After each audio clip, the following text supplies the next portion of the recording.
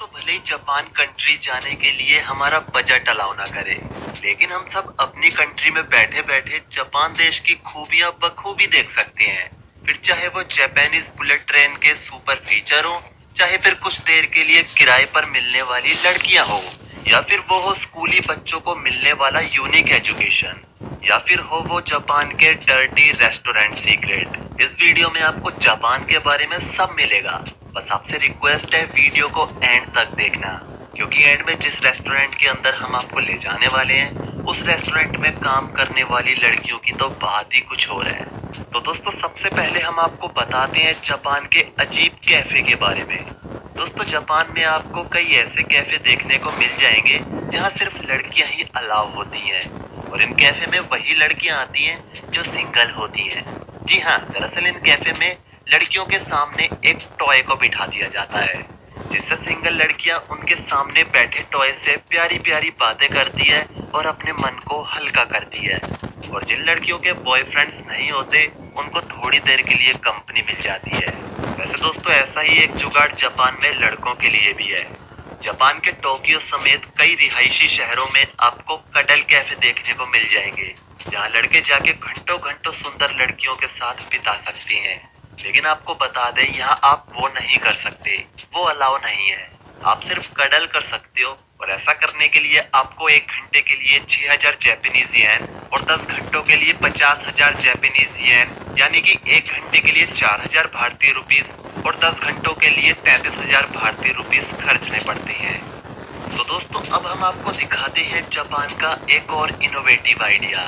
दोस्तों, जापान में आपको कई ऑटोमेटेड स्टोर्स मिल जाएंगे, जहां आपको सामान खरीदने के लिए कोई सेल्समैन या फिर कोई असिस्टेंट नहीं मिलेगा। यहाँ आपको खुद ही अपना सामान खरीदने के बाद कार्ड से पेमेंट करना होगा, और सामान खरीदने के बाद खुद ही अपने सामान को मशीन के द्वारा पैक भी करना होगा। बस आपको कुछ बटन्स दबाने हैं और मशीन पॉली बैग में आपका सामान खुद पैक कर देगी। भैया, जापान है तो ये भी पॉसिबल है।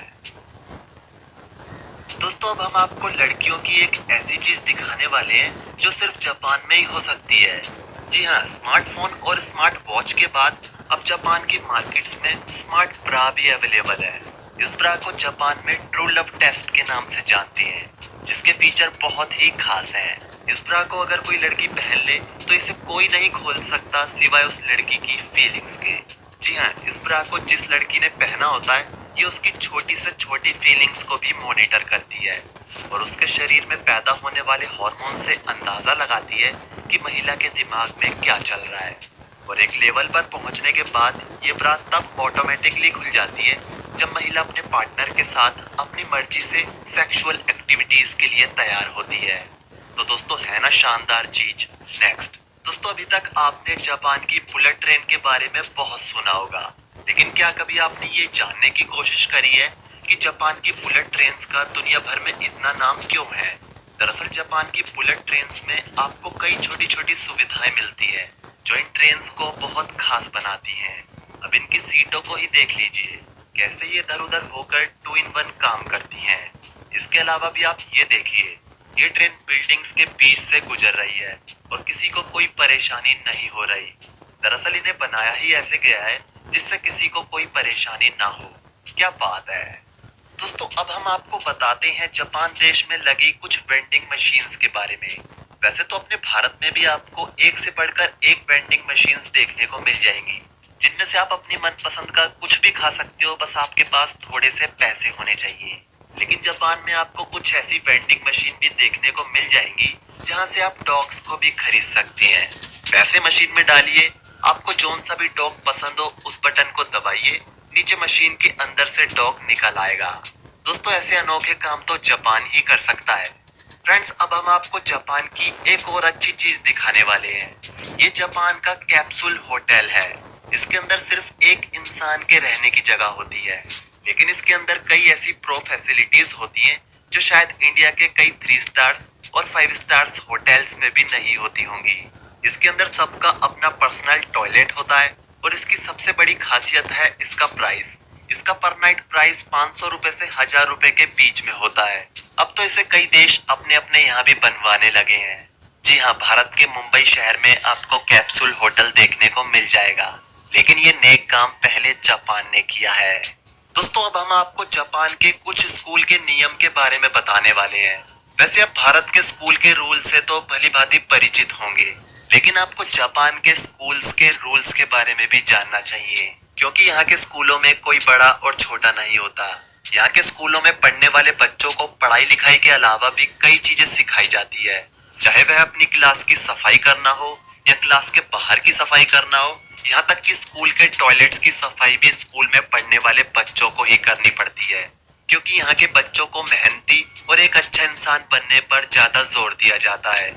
और आपको जानकर हैरानी होगी कि 10 साल तक जापान में किसी भी बच्चे से एग्जाम नहीं लिया जाता, बल्कि शुरुआती दिनों में बच्चों को मैनर्स और पॉजिटिव रहना सिखाया जाता है। यही तो खासियत है जिस वजह से जापान पढ़ाई लिखाई के मामले में आज हमसे इतना आगे निकल चुका है। दोस्तों अब हम आपको जापान की एक और खास चीज के बारे में बताते हैं।